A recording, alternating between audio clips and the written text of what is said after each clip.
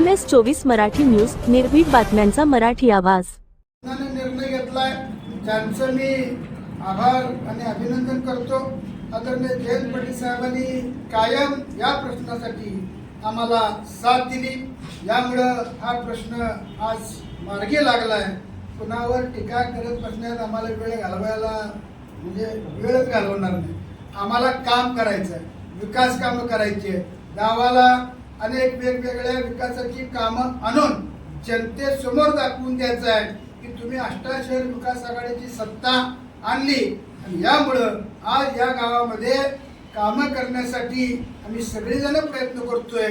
कुणावर टीका करत बसण्याला आम्हाला वेळच नाही. आणखी बरेच विकास कामं आम्हाला करायचे आणि कोण काय म्हणत असेल तर याकडे आम्ही काय कधी लक्ष देत नाही, कारण लक्ष देण्यासारखंच नसतं ना. सगळ्या जनतेला माहिती आहे. अष्टानी परिसरातल्या 20 गावं जे तहसील कार्यालयाच्या खाली गावं अंडर आहेत तर सगळ्यांना माहिती आहे. कुणीही सांगावं की तहसील कार्यालय कशामुळे झालं. यामुळं फार याच्यावर न बोलता उद्या भविष्यामध्ये आपल्याला एक चांगली मोठी प्रशासकीय इमारत उभा करून यामध्ये सगळे कार्यालय शासनाचे आपण एका इमारतीमध्ये आणण्याचा प्रयत्न करणार आहे.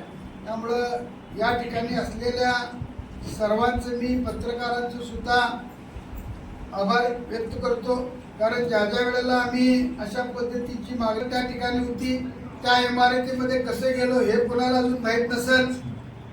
3 ठिकाणी जागा बघितल्या होत्या. एक अंकलकोट रोडला आपली फायर फायटर ती जागा, जुनं पोलीस स्टेशन आणि ही शिंदे साहेबांनी सांगितलं काही नाही, सामान्य जनतेला जर दुसऱ्या गावात यायचं असेल तर स्टँड जवळच जागा पाहिजे, म्हणून ती जागा आपण करून घेतली आणि त्याला डागडुजी करून तिथंच असे कार्यालय चालू केले. सगळं चालू झाल्यावर मग कोणी म्हणते हो हे माझंच आहे. करायसाठी कोणी प्रयत्न केले, तिथे जागा कशी आली, मूळ जागा कुणामुळे ती कशी होती की दवाखान्याला मिळाली, हे सगळं उगाच कुणीतरी श्रेय घेण्याचा प्रयत्न करू नये. जनता सुद्धा अशा पद्धतीला थारा देणार नाही की मलाही माहिती आहे थारा दिला असता तर आम्ही इथं सत्य. त्यामुळं कोण काय म्हणतं याकडे लक्ष देण्यापेक्षा भविष्यामध्ये एक चांगली प्रशासकीय इमारत उभा राहण्याचा आमचा सर्वांचा प्रयत्न असणार आहे.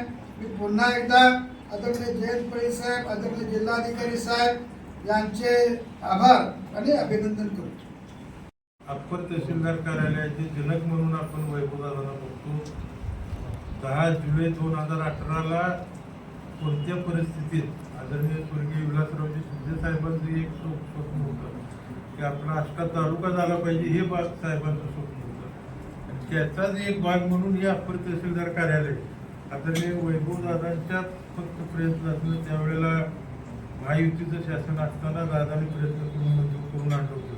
आता काही जण उद्या झालं ते पण आम्ही करून आणलं म्हणायला सुद्धा कोण मागे पुढे बघणार नाही. मला तर आता शंका वाटत प्रत्येक दादाला बी राजाराम बापू कारखान्यात चेअरमन आम्हीच केला काय तर म्हणायची शक्यता दाट आहे पटावर. त्यामुळं आज जगानं आम्हीच पावसा मागवतो, आम्ही बसलो खाली केलं सगळं काय पण असू या निमित्तानं आपल्या सर्वांचे आणि अष्टाशहर विकास आघाडीचे नेते कार्याध्यक्ष आदरणीय वैभवदादांनी आमच्या सर्वांचीच भूमिका विस्तृतपणानं आपल्या पुढे मांडलेली आहे. दादांनी जाता जाता सुद्धा उल्लेख केला की आष्टान परिसरातल्या पत्रकार बंधूंचं सुद्धा यामध्ये खूप मोठं योगदान आहे. कारण ज्या ज्या वेळेला आपण प्रयत्न केले त्या त्या वेळेला त्याला प्रसिद्धी देण्याचं काम आपण सर्वांनी सुद्धा केले. त्यामुळं या पत्रकार परिषदेला आपण सर्वजण उपस्थित राहिलात त्याबद्दल अष्टाशहर विकास आघाडीच्या वतीनं आणि आमच्या सर्वांच्या वतीनं मी आपलं मनपूर्वक आभार मानतो आणि ही पत्रकार परिषद संपली असं जाहीर करतो.